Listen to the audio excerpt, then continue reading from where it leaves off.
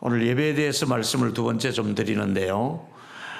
예배라고 하는 것은 주 하나님을 경배하는 것이라고 누가복음 4장 6절에 예수님이 말씀하셨습니다. 예수께서 대답하여 이르시되 기록된 바 주 너희 하나님께 경배하고 다만 그를 섬기라. 예배가 뭡니까? 주 하나님을 경배하고 그분을 섬기는 겁니다. 우리 하나님을 경배하는 찬양을 드렸습니다. 우리가 성가대원들도 하나님을 경배하는 찬양을 드렸습니다. 찬송은 하나님께 경배드리기 위해서 찬송을 드리는 것이지요. 그리고 섬기는 것입니다.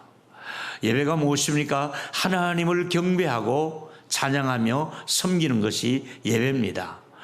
또 나가서 시편 45편 11절에 보니까 그리하면 왕이 네 아름다움을 사모할지라. 왕께서 우리들의 그 아름다운 모습을 보시기를 원하시는데 그는 내 주인이시니 너는 그를 경배할지니라. 하나님도 우리를 보시고 싶어 하지만은 우리가 해야 될 일은 하나님은 나의 주인이십니다. 그리고 그를 경배하라 말씀했으니까 예배가 뭡니까? 주인이신 하나님을 경배하며 찬양하며 말씀을 받는 것이, 주인이신 하나님을 높여드리는 것이 예배자의 태도라고 할 수가 있습니다. 제가 설교를 준비하면서 몇 가지 하나님이 원하시는 것들을 생각해 보았습니다. 먼저 하나님이 원하시는 것 중에 하나가 믿고 세례받기를 원하시겠지요. 믿고 세례를 받는 사람은 구원을 받으리라 그랬으니까 여러분 주변에 아직도 세례받지 않은 분들 계시면 세례받는 것이 하나님의 뜻이고 하나님이 원하시는 것이고요.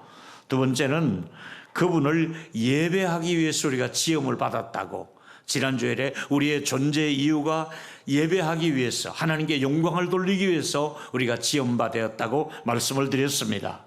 세 번째, 그분을 찬양하고 기도하기를 원하십니다. 하나님 우리의 찬양을 받기를 원하시고 우리의 기도를 기다리고 있습니다. 뿐만 아니라 그리스도인들이 교제하기를 원하십니다. 우리가 왜 교제해야 됩니까? 절대로 우리 기독교인은 혼자서 신앙생활을 할 수가 없습니다. 사드락 메삭 아벳노고라는 친구가 다니엘 곁에 있었습니다. 마찬가지로 우리 셀론들이 있어야 됩니다. 내가 지치고 힘들 때 셀론들이 같이 기도해 줘야 됩니다. 우리 아이가 아플 때 셀론들이 붙어서 기도를 하지 않습니까? 그래서 우리가 셀 모임을 가져야 되는 것이지요. 아주 작은 단위로서 셀 모임을 깊이 하면 그분은 점점 외로워질 수밖에 없는 것입니다. 뿐만 아니라 우리가 또 해야 될 것은 온 천하 만민에게 복음을 전하라가, 이것이 아버지가 원하시는 일입니다. 우리나라에도 복음을 전하지만은 해외에도 복음을 전해야 되고, 그래서 선교사들이 나가서 수고하고 있지 않습니까? 그 밖에도 하나님이 거룩한 분이니까 우리가 거룩하기를 원하시고 우리 모두가 구원받기를 원하시는 것이 하나님이 원하시는 바인 줄로 믿으시기를 바랍니다. 저는 오늘 여러분과 함께 나는 예배하도록 지으심을 받은 사람이며 예배를 위해서 부르심을 받았다고 생각하면 우리의 예배가 얼마나 소중한 예배인지 모릅니다. 저를 한번 따라했으면 좋겠습니다. 나는 예배를 위해서 부름을 받은 사람이다. 시작. 나는 예배를 위해서 부름을 받은 사람이다. 아멘. 그래서 하나님이 원하시는 예배가 어떤 예배일까? 한마디로 말하면 성령의 감동으로 드리는 예배를, 하나님이 성령님과 함께 하는 예배를 하나님이 원하신다 이 말이지요. 오늘 제가 여러분에게 드리고 싶은, 예배에 관해서 드리고 싶은 몇 가지 말씀 중에 첫 번째 말씀은 잘못 드린 가인의 예배의 문제점을 말씀해 보겠습니다. 가인과 아벨이 같은 제사를 드렸는데 아벨의 제사는 연납하시고 가인의 제사가 연납되지 않았습니다. 왜 그랬을까요? 한마디로 말하면 가인의 예배는 피 흘림이 없는 예배를 드렸습니다. 제물은 드렸는데 거기에 속죄의 예물이 없었습니다. 피 흘림이 없는 예배, 피 없는 제사를 드린 것이 문제입니다. 아벨은 동물의 피를 가지고 제사를 드렸습니다. 양을 잡아 드렸죠. 그러나 가인은 곡식단을 가지고 예배를 드린 것이지요. 다시 말하면 그 예배의 문제점은, 가인은 자기 마음대로 상상해서 자기 마음대로 드린 예배입니다. 자기 식대로 드린 예배입니다. 여러분, 예배라고 하는 것은 내 마음대로 내 식대로 드리는 게 아니라 하나님이 원하시는 방법대로 예배를 드려야 되는 것이지요. 가인이 착각한 것은 나와 하나님과의 관계를 잘 몰랐습니다. 하나님 어떤 분이시며 나는 누구인지를 착각했습니다. 내가 누구입니까? 우리가 누구입니까? 우리는 죄인입니다. 죄인은 하나님께 나갈 때는 죄사함의 제물이 반드시 피 흘림이 없이는 죄사함을 받지 못한다 그랬거든요. 하나님께 나가는 자는 믿음을 가지고 나가야 될 뿐만 아니라 죄사함의 은혜를 구하면서 하나님께 나가야 되는데, 가인은 하나님이 우리의 아버지이시며 주인이시며 죄사함을 주시는 것을 모르고 속죄의 방법을 모르고 드린 제사가 되고 말았습니다. 어떻게 해야 죄사함을 받는가, 이 방법을 모르고 드린 사람이 바로 가인의 제사라고 할 수가 있는 것입니다. 우리가 가인처럼 그런 예배를 드려서는 아니 될 것을 말씀하고 있습니다. 이제 두 번째 얘기는 사마리아인의 예배를 한번 생각해 보았습니다. 사마리아라고 하는 이 땅은 오모리와 아하방 때에 사마리아라고 하는 땅을 지명해서 종교 중심지로, 그곳에 종교 센터로 만들었습니다. 예루살렘에 내려가지 못하도록 하기 위해서 정치적인 방법으로 이곳에서 예배를 드려야 된다 하고 예배에 지정된 장소를 사마리아에다가 만들어 놓았습니다. 그러니까 사마리아 사는 사람들은 나라에서 그렇게 시킨 거니까 당연히 그곳에서 예배 드리는 것으로 알고 오랫동안 그곳에서 사마리아인들은 예배를 드려왔습니다. 사마리아인들은 예배의 장소가 사마리아에서 예배를 드려야 된다 세뇌되고 말았습니다. 그런데 유대인들은 사마리아 땅을 무시하잖아요. 혼혈족이고 또 적국이 와서 지배했던 땅이고 또 우상을 숭배했던 땅이고 금송아지를 숭배하는 이런 땅이니까 사마리아 사람을 원치도 않고 그곳에 예배를 인정하고 싶지 않았습니다. 우리 조상들은 예루살렘에서 예배를 드렸지 않느냐? 예루살렘에 모여서 예배를 드리라고 말씀하지 않았느냐? 솔로몬이 예루살렘에 성전을 건축했으니까 그곳에서 예배를 드려야 되는 거 아니냐? 이렇게 예루살렘 예배를 강조했습니다. 우리 사마리아인들은 이곳에서 예배해야 된다고 들었습니다. 이런 이야기 속에 예수님이 등장합니다. 오늘 제가 드리는 말씀은 바로 예수님과 사마리아 여인의 대화 중에 하나인 것입니다. 사마리아인들은 예수님이 그 땅에 오셨을 때 우리 조상 대대로 여기서 예배를 드리는데 우리가 여기서 예배 드리면 맞지 않습니까? 이렇게 질문을 했을 때 예수님이 대답하신 내용이 오늘 본문의 내용의 전체 배경이 되겠습니다. 자, 우리가 예배 드리는데 하나님이 찾으시는 예배, 이렇게 예배하라고 말씀하고 있습니다. 이렇게 드리는 예배가 뭡니까? 바로 답은 24절에 나와 있습니다. 24절이 예배에 관한 정답입니다. 다 같이 읽습니다. 시작. 하나님은 영이시니 예배하는 자가 영과 진리로 예배할지니라. 할렐루야. 하나님은 어떤 분이십니까? 영이신 하나님이시잖아요. 영이신 하나님을 예배할 때는 영과 진리로, 성령과 예수로 예배하라. 성부 성자 하나님이 같이 영광을 받으실 수 있도록 하나님을 예배하는 자들은 성령으로 예배하라, 예수로 예배하라, 진리로 예배하라. 할렐루야. 이것이 예배자의 가장 중요한 핵심이라 할 수가 있겠습니다. 여러분, 예배의 중요한 점은 절대로 예배만큼은 인간적인 방법으로 가인처럼 자기 마음대로 예배드려서는 안 됩니다. 예배는 예배 모범이 있고 또 예배는 예배다운 예배라 해야 되지, 예배가 너무 사람에게 보이기 위한 예배, 사람들에게 막 환호를 받기 위한 예배, 이런 것은 하나님께 드리는 예배가 아니라 이 말이지요. 사마리아인들은 잘못된 동기를 가지고 그곳에서 예배를 드렸습니다. 예루살렘에 내려가지 않도록 하기 위해서 가는 길을 막고 그곳에서 예배를 드릴 수 있도록 한 것이 사마리아, 처음부터 동기가 잘못된 동기로 사마리아인들은 그곳에서 예배를 드리겠습니다. 이 두 예배를 다 주님이 거부하신 이유는 예배는 자기가 원하는 방법대로 드릴 것이 아니라 하나님이 원하시는 방법대로 예배를 하라고 말씀하고 있습니다. 여러분, 하나님이 원하시는 예배가 어떤 것일까요? 예배는 진리 되시는 예수님이 계셔야만이, 예수님이 빠진 예배, 예수님이 없는 찬양, 예수님이 없는 기도가 안 되잖아요. 마찬가지로 예수님 빠진 예배는 예배가 아니에요. 우리 가운데 예수님이 안 계신다면 이것은 우리끼리의 사교적인 모임에 불과하지, 반드시 우리 안에 회중 속에 우리의 마음에 예수님이 계시고 내가 너희 안에 너희가 내 안에 있을 때 열매를 맺을 때 그러고 했으니까 여러분 마음 안에 지금 이 시간에도 예수님이 마음에 계시는 줄로 믿습니다. 우리 회중 안에 예수님이 계십니다. 그래서 말이죠, 요한복음 14장 6절이 아주 중요한 말입니다. 아버지께로 가려면 예수 없이는 안 된다는 거예요. 예수께서 이르시되 내가 곧 길이요 진리요 생명이니. 예수님은 어떤 분입니까? 오늘 진리로 예배하라 그랬는데 예수님 자신이 진리라고 말씀하고 있습니다.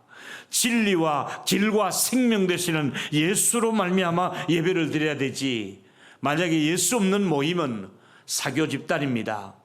여러분, 어떤 정치인도, 어떤 권력가라 할지라도, 어떤 부자라 할지라도 길과 진리와 생명은 될 수가 없습니다.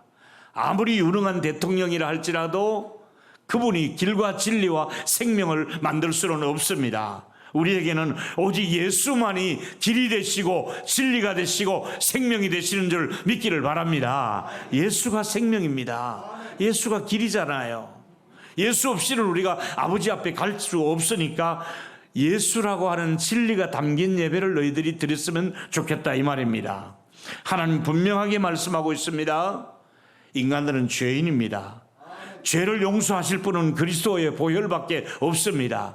죄를 씻어주실 분은 예수님밖에 없습니다. 그래서 죄사함을 받기를 원하는 우리 모두가 예배할 때마다 예수와 함께 예배하라, 예수의 이름으로 예배하라, 예수의 보혈을 의지하고 예배하라, 이 말이지요. 그래서 우리가 구원받은 하나님의 자녀로서 진리로 예배하라, 이것이 오늘 말씀의 내용이 되겠습니다. 세 번째 말씀은 똑같은 얘기입니다만은 핵심은 진리의 영에 의해서 드리는 예배라 할 수가 있겠습니다. 구약의 제사장은 예배를 인도할 때, 제사를 드릴 때 제사장의 자격은 반드시 기름 부음을 받았습니다. 그 양각 뿔에다가 기름을 채워서 제사장의 머리 위에 부었습니다. 그러면 그 기름이 옷깃을 타고 수염으로 해서 쫙 머리 발끝까지 기름이 흘러갑니다. 이걸 뭘 말해주고 있습니까? 상징적인 것입니다마는 제사장은 성령의 기름 부으심이 필요하다, 성령의 충만함이 필요하다, 이 말이지요. 그것처럼 하나님께 우리가 예배하는 자들에게 가장 필요한 것은 성령의 임재가 필요하다, 성령의 충만함이 필요하다. 모든 예배자의 자격은 성령의 충만한 예배를 드려야 그 예배를 하나님이 기쁘게 받으신다, 이 말입니다.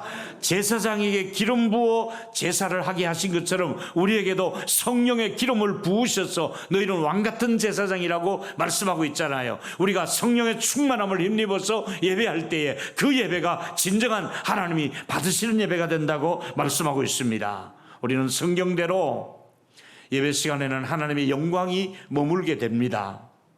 여러분, 우리 안에 오셔서 영광의 빛을 하나님 우리에게 비춰주십니다. 어두운 우리 마음에 성령이 오셔서 영광스럽게 우리 마음에 빛을 비추어 주시며 너희는 세상의 빛이 되라고 말씀하고 있지 않습니까? 그래서 복음이 빛이 되어서 우리 안에 영광스러운 하나님이 우리 안에 복음의 빛을 비춰주시며 어두운 우리 마음을 밝게 해주시는 것이 예배 시간에 우리가 받는 놀라운 은혜이지요. 그리고 중요한 것은 나의 주인 되시고 나는 그분을 경배할 수밖에 없는 피조물입니다. 아까 읽었습니다마는 시편 45편 11절 한 번 더 읽겠습니다. 시작. 그리하면 왕이 내 아름다움을 삼을지라. 그는 내 주인이시니 너는 그를 경배할지다. 그분은 우리의 주인이십니다. 하나님 우리의 주인이시니까 하나님을 경배할 수 있는 저와 여러분이 되기를 축원합니다. 주인이신 하나님을 예배하라 이거지요. 마땅히 주인이신 하나님께 경배하라. 내 생명의 주인이시며 내 삶의 생사화복의 주인이 하나님이시다, 이 말입니다. 여러분, 시편 97편 6절과 7절에 보니까 하늘이 그의 의를 선포하니, 하나님의 의로움을 선포하니 모든 백성이 그의 영광을 보았도다. 하나님의 영광스러운 모습을 모든 백성들에게 하나님이 보여주시잖아요.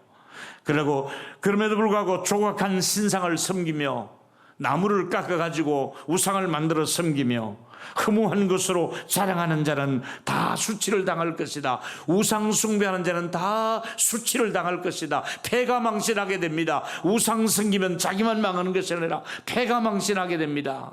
자손 3, 4대까지 망한다고 말씀하고 있지 않습니까? 그러나 너희 신들아, 여호와께 경배하라. 하나님을 경배하라. 하나님을 찬양하라. 이것이 우리 예배자의 아름다운 모습이라 할 수 있습니다. 하나님은 빽빽한 구름 가운데 임재하신 적도 있습니다. 출애굽기 19장 9절에 보니까 여호와께서 모세에게 일러사대래 내가 빽빽한 구름 가운데 내게 임함은, 하나님이 왜 구름을 빽빽하게 두르시고 임재하실까요? 하나님을 직접 보면 죽는다 그랬어요. 그러니까 하나님이 이스라엘 백성들에게 나타나시고 싶은데 어떻게 구름으로 빽빽하게 그 주변을 가리우시고 하나님이 그곳에 임하셨다는 거예요. 왜 임하셨습니까? 오늘 말씀하니까 임하면 내가 너와 말하는 모든 백성들을 듣게 하며 믿게 하려 함이라. 하나님이 우리에게 오셔서 하시고 싶은 말씀은 들으라, 믿으라. 하나님의 말씀을 들으라, 믿으라. 우리가 여기서 예배하면서 가장 중요한 것은 하나님 말씀을 들으면서 믿음이 생겨집니다. 믿음은 들으면서 생깁니다. 오늘도 말씀을 들을 수 있는 축복을 주셨고 믿게 된 것을 감사하시기를 바랍니다. 하나님이 우리에게 오셔서 듣게 하시고 믿게 하시기 위해서 임재하셨다고 성경은 말씀하고 있습니다. 기도할 때도 마찬가지입니다.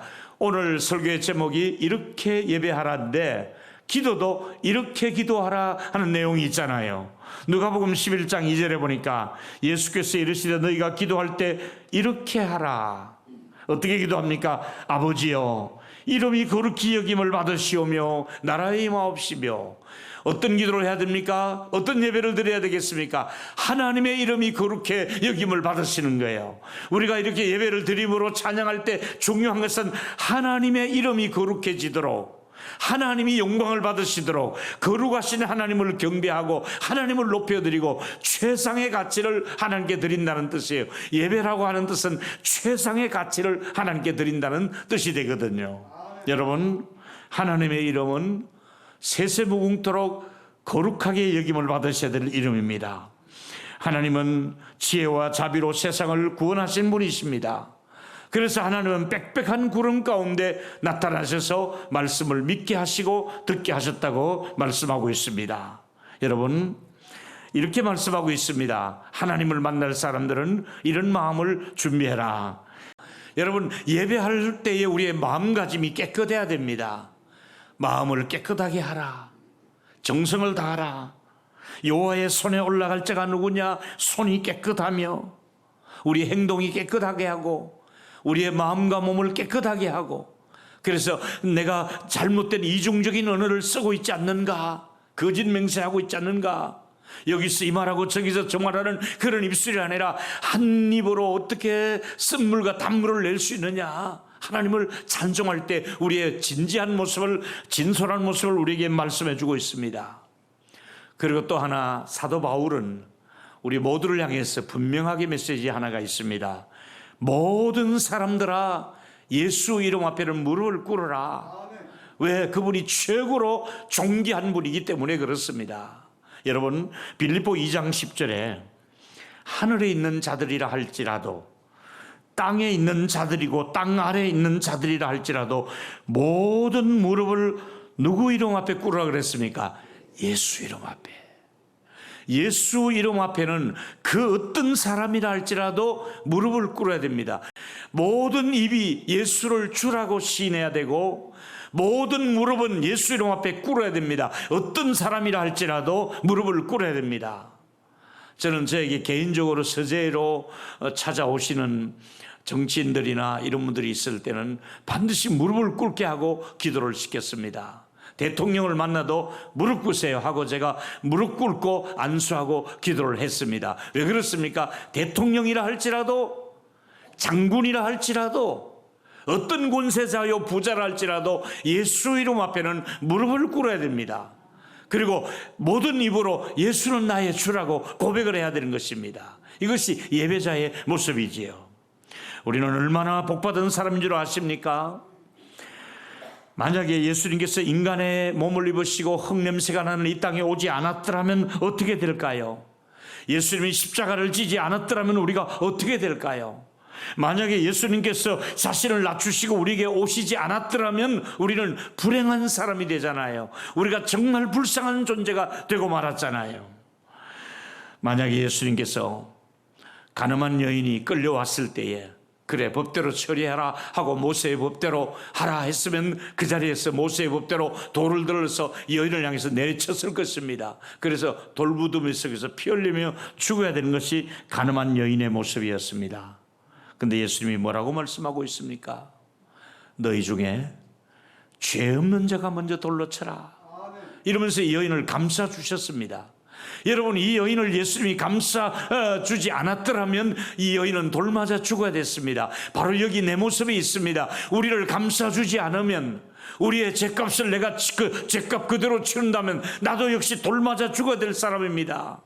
모세의 법대로 하면 우리도 여전히 돌 맞아 죽어야 될, 지옥에 가야 될 사람들입니다. 근데 이 가늠한 여인을 감싸 주신 것처럼 나도 너를 정죄치 아니하노라 말씀하신 것처럼 나도 오늘 여러분들을 정죄하지 않는다고 예수님이 말씀하고 있습니다. 예수님은 오늘 저와 여러분을 정죄하지 아니하시고 감싸 주시는 예수님을 믿기를 축원합니다. 여러분, 정죄하지 않습니다. 여러분을 감싸 주십니다. 용서해 주십니다. 여러분의 모든 허물과 죄를 용서해 주셨습니다. 동이새에서 먼 것처럼 옮겨주셨습니다. 아니, 죄를 기억지도 아니한다고 말씀하고 있습니다. 우리에게 죄를 기억지 않고 묻지 아니하시고 용서하시는 우리 하나님, 우리 예수 그리스도 앞에 영광의 박수를 한번 드립시다. 아멘. 우리의 죄를 용서하십니다. 결론입니다. 하나님은 이렇게 예배하는 자를 찾으십니다. 첫 번째로 여러분이 읽습니다. 시작.